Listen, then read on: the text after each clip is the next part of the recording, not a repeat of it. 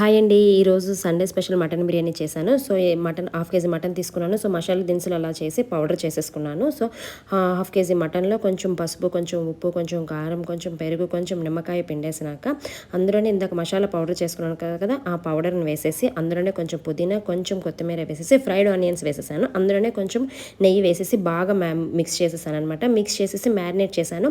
Cooker తీసుకొని అందులో కొంచెం ఆయిల్, కొంచెం నెయ్యి వేసి మళ్ళీ మసాలా దినుసులు వేయించాక అందులోనే ఉల్లిపాయ, కొంచెం పచ్చిమిర్చి వేసేసి బాగా వేయనిచ్చాననమాట.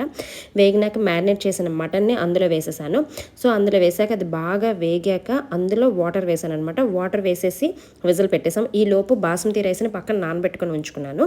సో, వాటర్ వేసేసి విజిల్ పెట్టేసాక ఒక 7 విజిల్స్ వచ్చినాక అందులోకి ఈ బాస్మతి రైస్‌ని వేసేసాను. వేసేసి అందులోనే ఉప్పు, కొంచెం ఫ్రైడ్ ఆనియన్స్, కొంచెం కొత్తిమీర, కొంచెం నిమ్మకాయ బాగా పిండి కొంచెం నెయ్యి వేసి మళ్ళీ ఒక గ్లాస్ వాటర్ వేసాను.